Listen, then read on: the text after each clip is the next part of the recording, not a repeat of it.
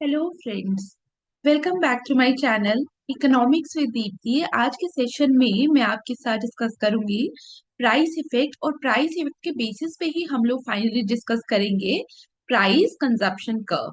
अब आप लोगों को याद होगा law of demand, first topic हमने पढ़ा था लॉ ऑफ डिमांड। तो लॉ ऑफ डिमांड में हम इस तरीके से कर्व बनाते थे। यहाँ पे एक्स एक्सिस पे हमारे पास होता था क्वांटिटी, वाई एक्सिस पे हमारे पास होता था प्राइस। और हम लोग यहाँ पे क्या बोलते थे, हम बोलते थे कि जो लॉ ऑफ डिमांड है उसमें हमें एक नेगेटिव स्लोपिंग डिमांड कर्व क्यों मिल रही है, उसके पीछे के दो रीजंस हम लोगों ने देखे थे। नंबर वन हमने देखा था सब्स्टिट्यूशन इफेक्ट। अभी मैं आपको वही बता रही हूँ जो हम लोग ऑलरेडी डिस्कस कर चुके हैं। और दूसरा रीजन हम लोगों ने देखा था income effect.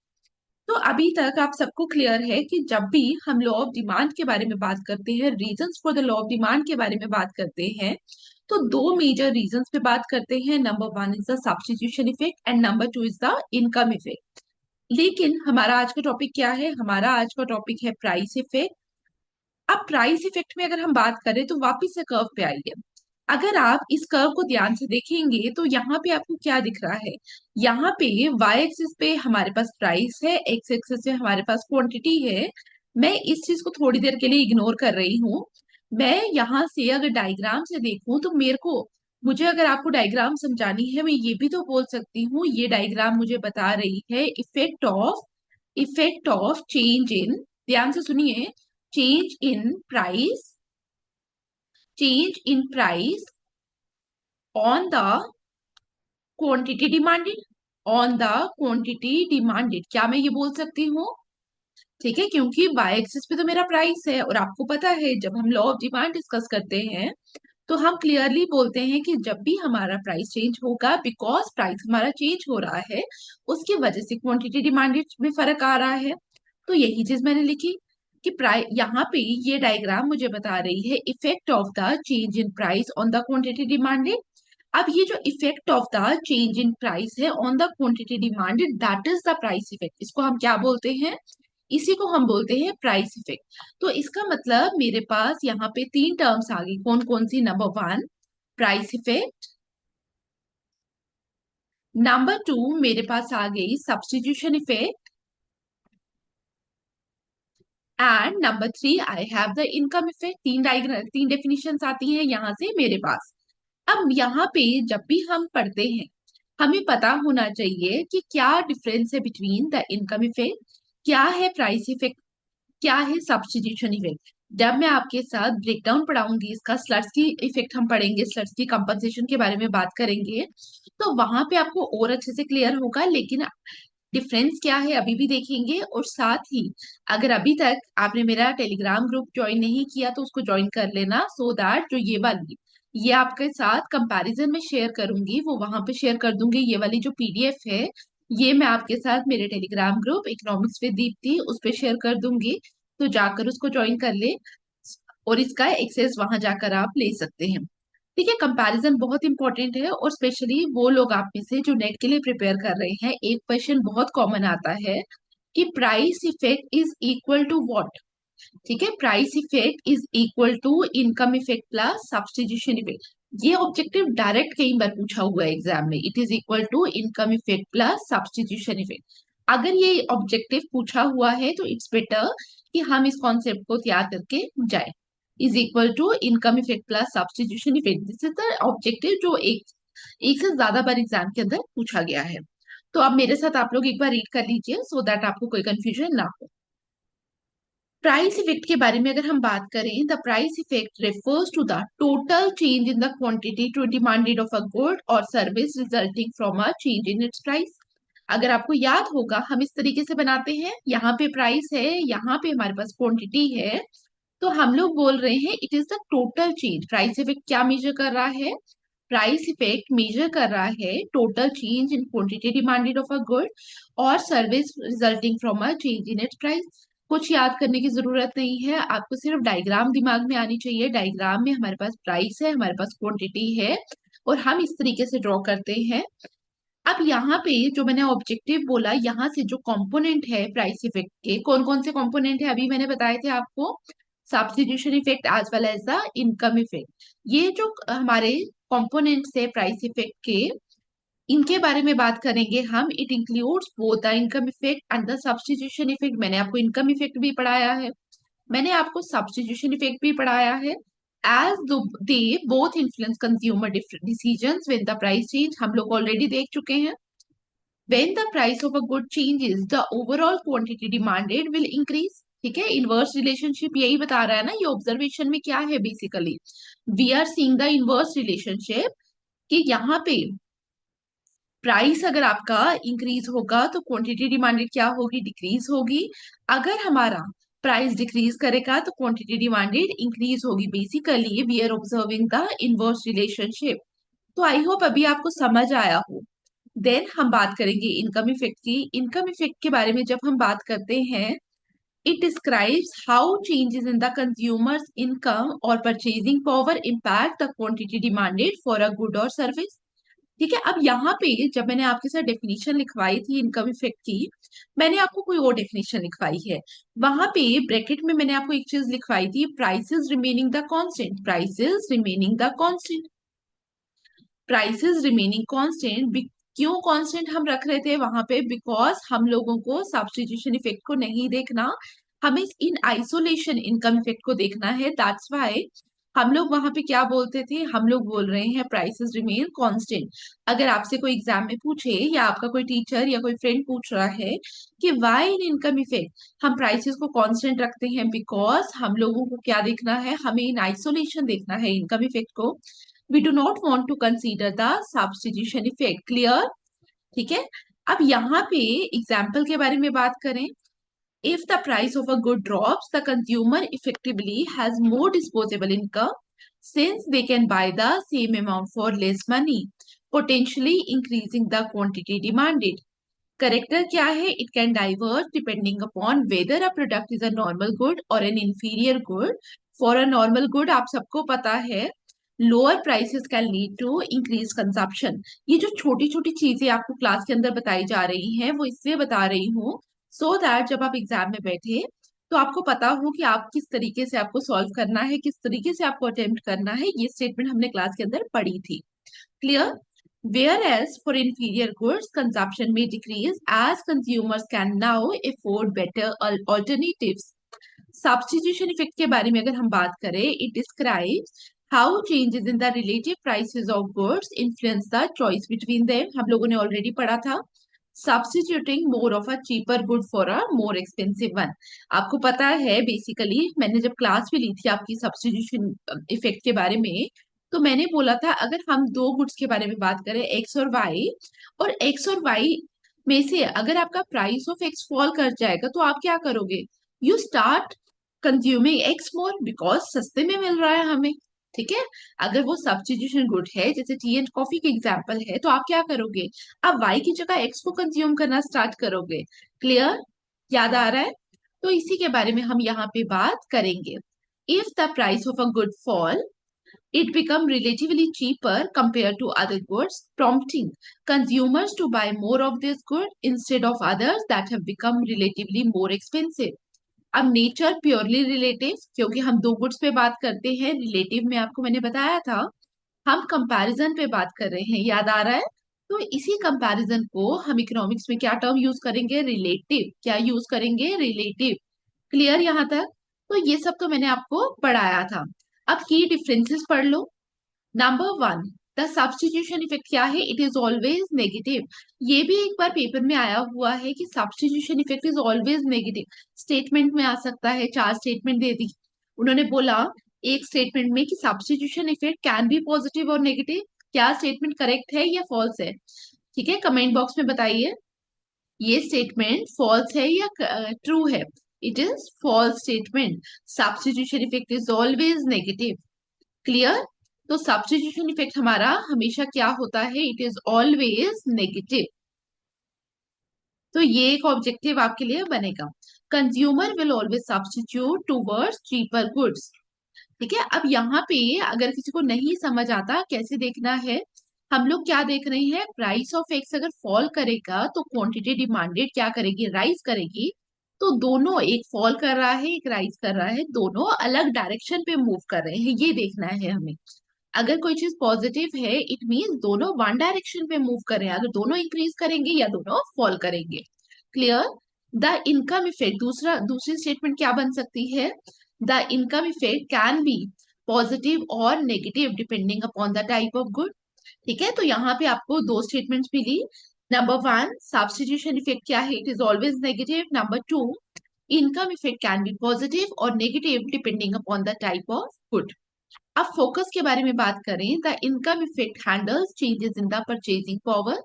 Substitution effect arises solely due to the change in relative prices. Basically यहाँ पे हम चेंजेस इन परचेजिंग पावर के बारे में क्यों बात कर रहे हैं? बिकॉज यहाँ पे आपकी इनकम पे चेंज आ रहा है ना, तो that's why we are talking about the change in the purchasing power. लेकिन सब्स्टिट्यूशन इफेक्ट जब आपके साथ मैं बोल रही हूँ, तो मैं दो गुड्स के प्राइसेस को कंपेयर कर रही हूँ, price of X and price of Y. That's why यहाँ पे हमने लिखा due to change in the relative prices. Clear. Combined effect के बारे में अगर हम बात करें, the price effect combines both the income as well as the substitution effect to reflect overall change in the quantity demanded. Clear यहाँ तक सबको? आई होप अभी तक आपको डिफरेंसेस समझ आए। अब आपको समझ आया कि प्राइस इफेक्ट जब भी हम बोल रहे हैं, तो प्राइस इफेक्ट के अंदर ही सब्स्टिट्यूशन इफेक्ट हम पढ़ते हैं, प्राइस इफेक्ट के अंदर ही हम इनकम इफेक्ट पढ़ते हैं। जिनको नहीं समझ आया उनको मैं डायग्रामेटिकली समझाऊंगी। जब हम स्लट्सकी के बारे में बात करेंगे, तो वहां पे हम लोग पढ़ेंगे कि किस तरीके से हम प्राइस इफेक्ट को डिकम्पोज करते हैं into substitution effect as well as the income effect. तो डिटेल में हम पढ़ेंगे। और ये वाली जो पीडीएफ है जो मैंने अभी आपके साथ शेयर की, ये मैं आपके साथ शेयर करूंगी मेरे Telegram group economics with Deepti पे। तो अगर अभी तक आपने ज्वाइन नहीं किया टेलीग्राम ग्रुप, तो आप जाके ज्वाइन करें। आई होप आपको समझ आया प्राइस इफेक्ट होता क्या है, कि प्राइस इफेक्ट के बारे में जब भी हम बात करेंगे कि प्राइस इफेक्ट क्या है, यहाँ तक आपको क्लियर हुआ। अब हम लोग डेफिनेशन के बारे में बात करेंगे और डायग्राम्स के बारे में बात करेंगे। तो डायग्राम मैं आपको समझाऊंगी क्लास के अंदर, और डायग्राम के लिए जो बुक मैंने रेफर की है that is H L Ahuja. ठीक है, तो आप भी आहूजा से पढ़ सकते हैं डायग्राम वाला पार्ट, लेकिन समझना इंपॉर्टेंट है, तो जल्दी से समझने की कोशिश करेंगे। लेकिन उससे पहले प्लीज वीडियो को लाइक करें, शेयर करें, सब्सक्राइब करें चैनल को, सो दैट हर वीडियो का लिंक आपको टाइमली मिलता रहे।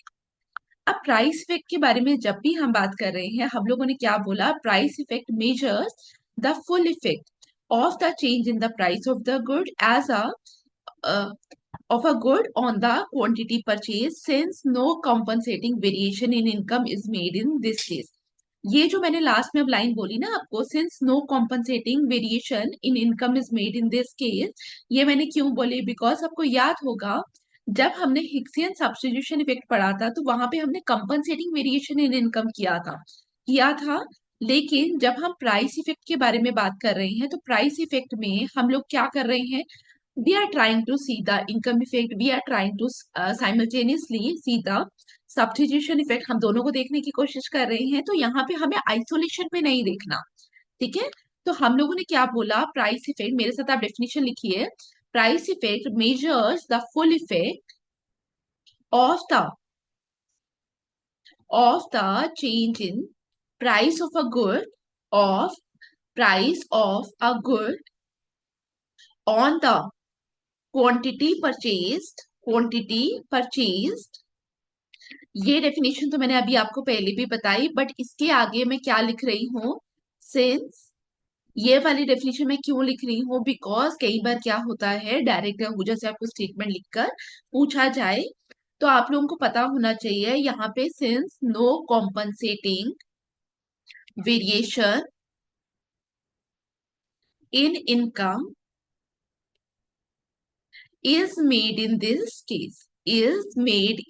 case। अब जब हमने लिखा since no compensating variation in income is made in this case, तो यहाँ पे आप देख पा रहे होंगे कि while discussing the substitution effect, हमने बोला था कि कंपनसेट करना पड़ेगा, हिक्सन सब्स्टिट्यूशन इफेक्ट याद है। लेकिन यहाँ पे ऐसा कोई भी प्रोविजन नहीं होता, because we do not want to see the price effect in isolation. Price effect के अंदर ये दोनों इफेक्ट्स आते हैं, income as well as the substitution effect. Clear? I hope आपको डेफिनेशन क्लियर हुई हो। अब यहाँ पे अम, अगर आप नहीं भी लिख रहे तो उसकी पीडीएफ आपको मिल जाएगी मेरे टेलीग्राम ग्रुप पे, तो वहां जाकर देख सकते हैं, लेकिन डायग्राम्स वाला पार्ट जो है वो आपको खुद बनाना पड़ेगा। अगर हमने बोला प्राइस ऑफ एक्स राइज करेगा, प्राइस ऑफ एक्स क्या करेगा, राइज करेगा। आप मुझे कमेंट बॉक्स में आंसर दीजिए, अगर प्राइस ऑफ गुड राइज करेगा तो क्वांटिटी डिमांडेड क्या होगी। प्राइस लेट से पहले P1 था, at that time we are consuming quantity Q1। ठीक है, अगर प्राइस P1 था तो आप क्वांटिटी Q1 कंज्यूम कर रहे थे, लेकिन अगर प्राइस बढ़ जाए, प्राइस बढ़कर P2 हो जाएगा तो क्वांटिटी कितनी हो रही है, लेट्स से इट्स Q2। तो प्राइस राइज किया तो क्वांटिटी क्या करेगी, फॉल करेगी।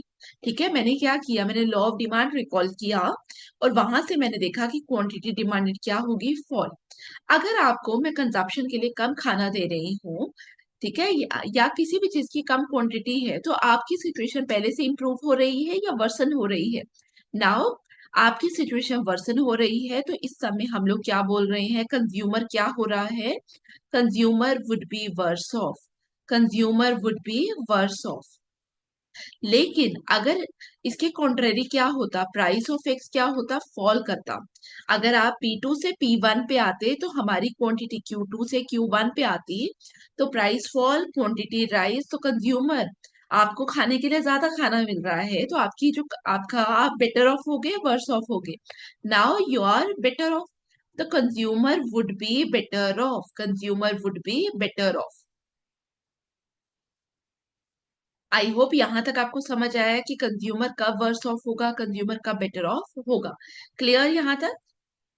इसका राइटअप मैं आप लोगों को प्रोवाइड कर दूंगी in the form of PDF, और उसका लिंक आप लोगों को मिल जाएगा कमेंट बॉक्स में, तो आप वहां जाकर देख सकते हैं। ठीक है, मैं राइटअप इसीलिए यहाँ पे डिस्कस नहीं कर रही हूँ, बिकॉज अभी हम लोगों ने जितना पढ़ा आपको समझ आ गया, लेकिन आपको घर जाकर जब राइटअप आपको मिलेगा तो आप लोगों को पढ़ना है, उसके लिए टेलीग्राम ग्रुप ज्वाइन कर ले। तो प्राइस इफेक्ट क्या होता है ये तो हमने देख लिया।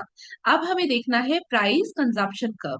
आपको याद होगा जब मैंने आपके साथ इनकम इफेक्ट डिस्कस किया था, तो while discussing the income effect हम लोगों ने इनकम कंजप्शन कर्व डिस्कस किया था। हमने वहां पे जैसे इनकम कंजप्शन कर्व डिस्कस किया था, लाइक वाइज हम प्राइस इफेक्ट को ट्रेस करने के लिए जो कर्व बनाएंगे, that is the price consumption curve. अब प्राइस कंजप्शन कर्व ट्रेस करता है प्राइस इफेक्ट को, ये आपको पता चल गया। इसका डिटेल राइटअप यहाँ पे लिखा हुआ है, आप घर जाकर इसको देख लें क्लास के बाद। अब यहाँ पे हम लोगों ने देखा प्राइस इफेक्ट क्या है, हमने देखा इनकम इफेक्ट क्या है। अब यहाँ पे नंबर ऑफ कर्व्स हमें देखनी पड़ती है। अब हम लोग यहाँ पे कर्व कैसे देखेंगे, नंबर वन हम देखेंगे गुड एक्स अगर हमारा इलास्टिक है, फिर गुड एक्स इन इलास्टिक है, उस तरीके से। अब यहाँ पे जैसे आपके साथ मैंने इनकम इफेक्ट डिस्कस किया था, तो उस समय भी मैंने आपको बोला था कि ये कर्व्स बहुत इंपॉर्टेंट है। अलग अलग कर्व से आपको हो सकता है कंबाइंड स्टेटमेंट से में क्वेश्चन आ जाए, हो सकता है जैसे इनकम इफेक्ट में एक क्वेश्चन मैंने आपके साथ आई थिंक शॉर्ट वीडियो में डिस्कस किया भी था कि ये दोनों एंजल कर्व और इनकम इफेक्ट को लेकर क्वेश्चन पूछा। तो उसके लिए इंपॉर्टेंट होता है कि आपको सारी कर्व्स in डिटेल पता होनी चाहिए। तो मैं स्टार्ट करूंगी, मेरे साथ साथ समझना। अब यहाँ पे अभी तक मैंने आपको इलास्टिसिटी ऑफ डिमांड नहीं पढ़ाया, लेकिन हम लोग जब प्राइस कंजप्शन कर्व के बारे में बात कर रहे हैं, हम फर्स्ट केस ले रहे हैं कि जहां पे हमारा गुड एक्स क्या है, elastic, good x is elastic. तो हम यहाँ पे जब बोल रहे हैं कि गुड एक्स इज इलास्टिक, हम इसको कैसे समझेंगे। अगर ये रबर बैंड देखो, आपको रबर बैंड दिख रहा है मेरे हाथ में, इस रबर बैंड में मैंने थोड़ी सी भी फोर्स लगाई तो ये चेंज कर रही है अपनी शेप, चेंज कर रहा है ये शेप। अब ये जो फोर्स है, फोर्स को आपने रिलेट करना है प्राइस से, और इसकी शेप जो है दैट इज द क्वांटिटी। मतलब अगर मैं प्राइस चेंज कर रही हूँ तो क्वांटिटी डिमांडेड क्या हो रही है, चेंज हो रही है।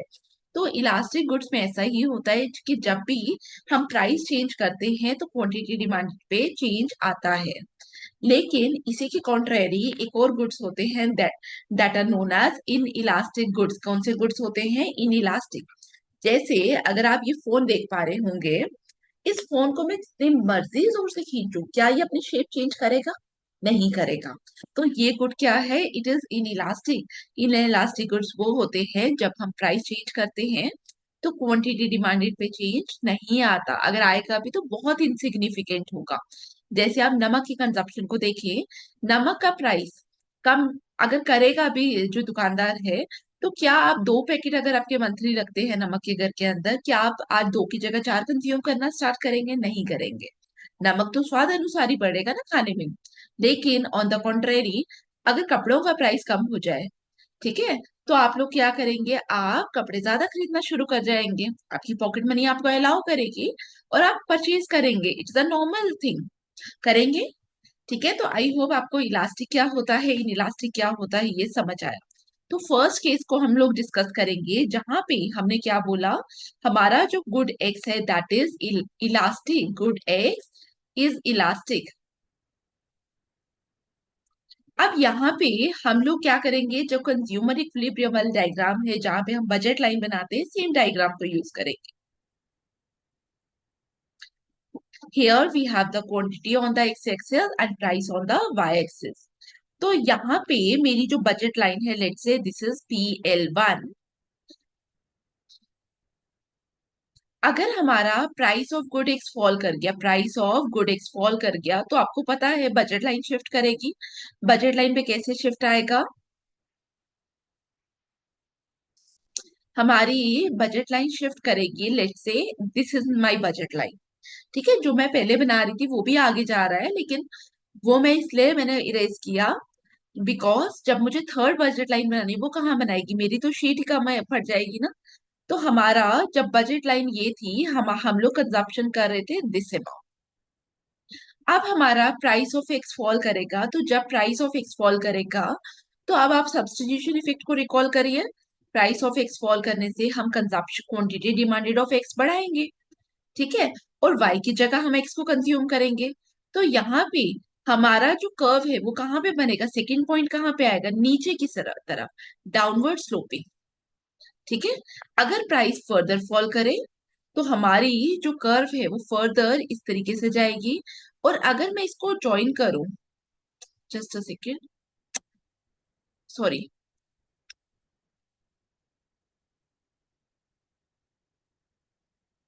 यहाँ पे मैंने गड़बड़ की। ठीक है, जब आप बनाएंगे आपको भी ध्यान से बनाना है। प्राइस फर्दर एक्स का फॉल करेगा तो क्वांटिटी डिमांडेड एक्स की हम ज्यादा करेंगे, बिकॉज अब भी हम रिप्लेस करेंगे वाई की जगह एक्स को। तो हम यहाँ पे आएंगे कहीं, अगर आप इनको ज्वाइन करें तो इस तरीके से आपकी कर्व बन रही है।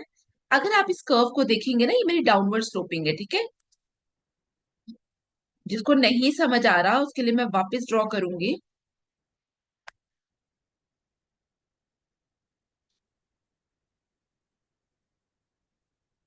ठीक है, अब आप थोड़ा ज्यादा से रिलेट कर पा रहे हो। तो इलास्टिक के केस में हमारी जो कर्व बनी वो कैसी बनी? डाउनवर्ड स्लोपिंग बनी।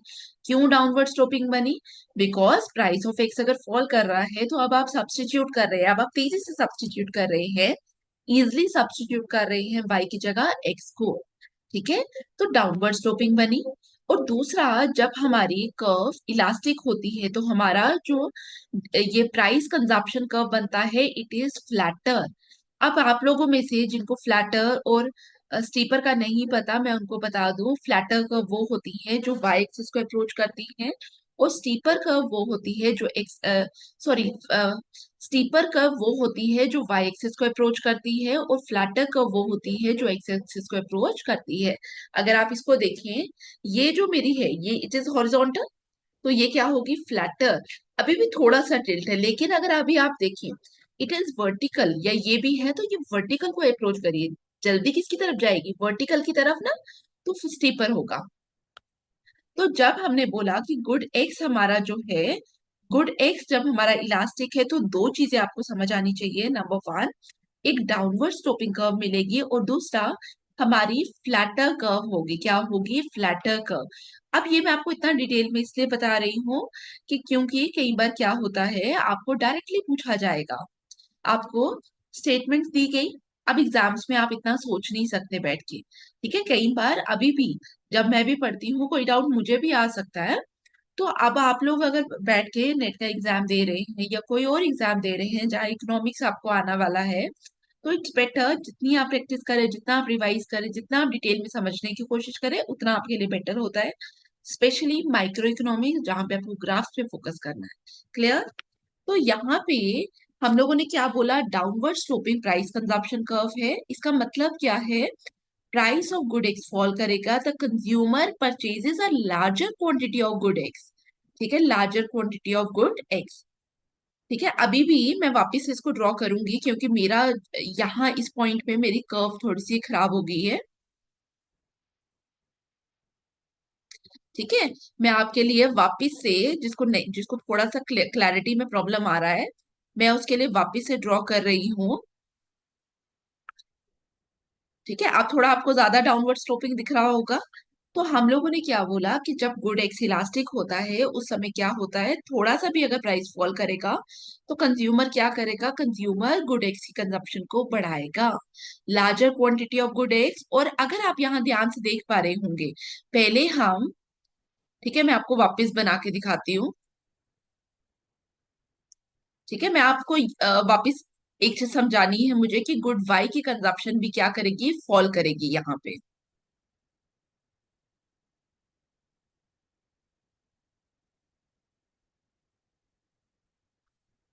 हम लोगों ने क्या किया, हमने बोला पहले हम यहाँ थे, फिर हमने बोला हम यहाँ आ गए। अगर आप देखें कि यहाँ पे गुड एक्स की कंजप्शन तो बढ़ी, बट गुड वाई की कंजप्शन फॉल कर गई। तो यही हम बात करते हैं, यहाँ पे हमें अलग अलग स्टेटमेंट्स देखने को मिली।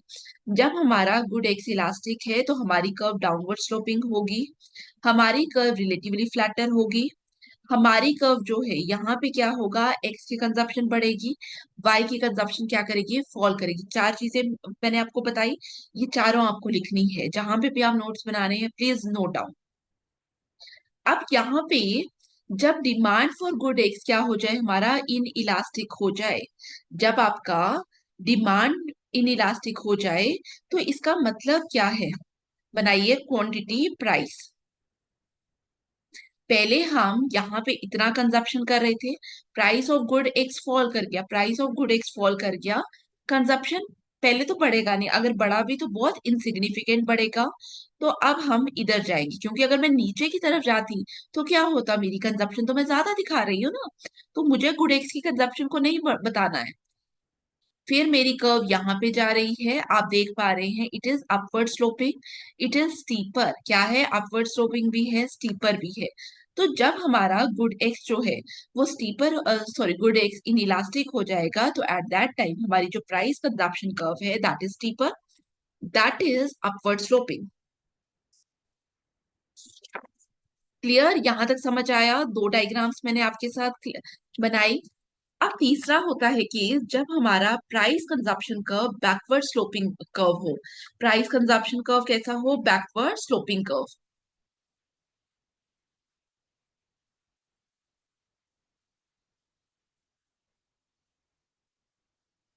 ठीक है, अब यहाँ पे हम डायग्राम ड्रॉ करेंगे। Here we have the quantity, here we have the price.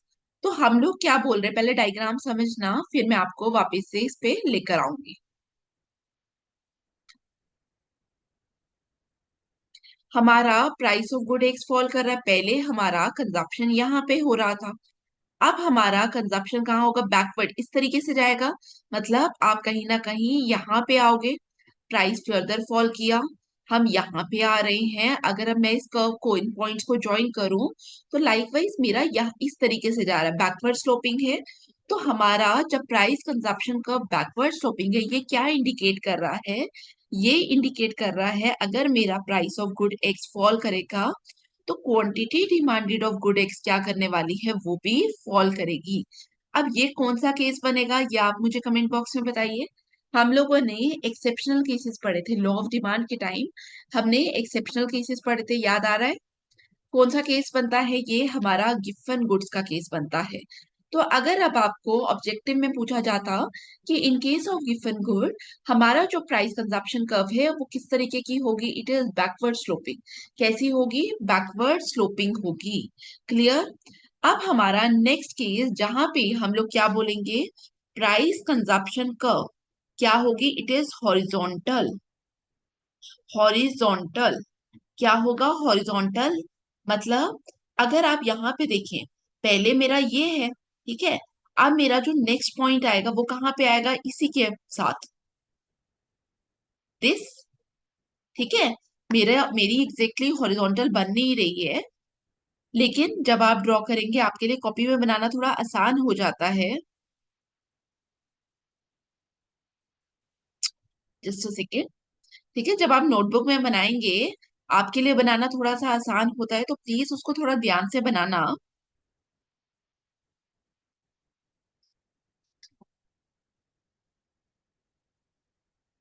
तो इस तरीके से हमारी प्राइस कंजप्शन कर्व बनेगी। अब ये जो प्राइस कंजप्शन कर्व है वो इस तरीके से क्यों बनती है? बिकॉज इस समय हमारा जो इलास्टिसिटी ऑफ डिमांड है that is unity.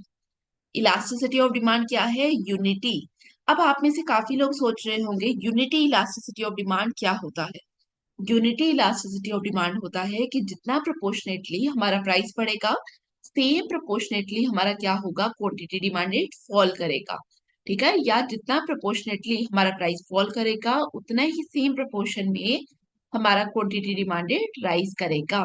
Clear? Elasticity of demand हम डिटेल में डिस्कस करेंगे, लेकिन यहाँ पे कॉन्सेप्ट था तो मुझे आपको बताना पड़ रहा है। अभी के लिए हमने कितनी, चार चार पर पढ़ी।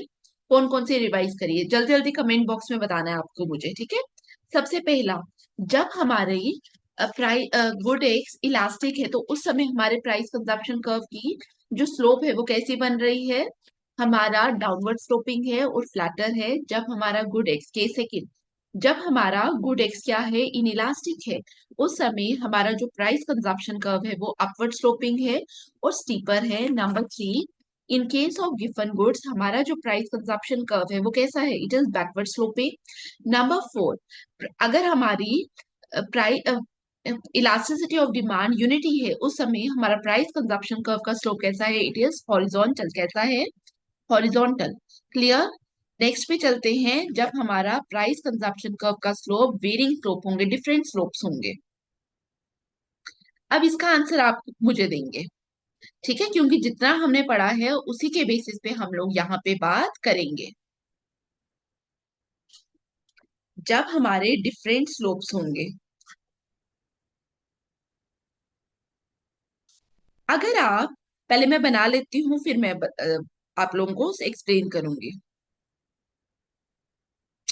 Just a second.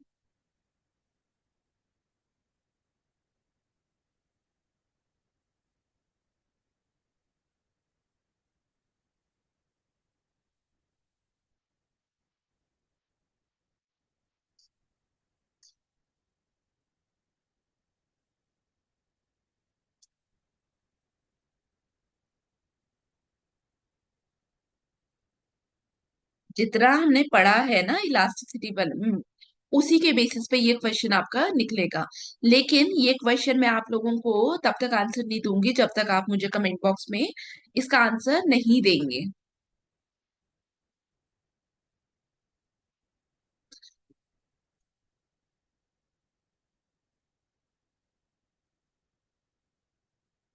अगर आप यहाँ पे देख पा रहे होंगे, हमारा पहले डाउनवर्ड स्लोपिंग है। आप लोग अब देखिए अपनी नोटबुक्स में, डाउनवर्ड स्लोपिंग के लिए हमारा इलास्टिसिटी ऑफ डिमांड क्या था? कांस्टेंट हो गया, हॉरिजॉन्टल हो गया। उस समय इलास्टिसिटी ऑफ डिमांड क्या है? अपवर्ड स्लोपिंग में इलास्टिसिटी ऑफ डिमांड क्या है? उस बेसिस पे आपको मुझे इसका आंसर देना है, तो कमेंट बॉक्स में आप मुझे आंसर दीजिए। क्लियर? तो ये है हमारा प्राइस कंजप्शन कर्व जिसके बारे में आपको पता होना चाहिए। सॉरी। और साथ ही जब भी आप इनकम इफेक्ट पढ़ रहे हैं, प्राइस इफेक्ट पढ़ रहे हैं, नंबर ऑफ कर्व जितनी मैंने आपको एक्सप्लेन की, प्लीज आप लोगों का काम है इनको पढ़ना। ठीक है, don't go for shortcuts. Clear? Thank you for watching, see you in the next class. Class यहीं पे खत्म करते हैं। Thank you.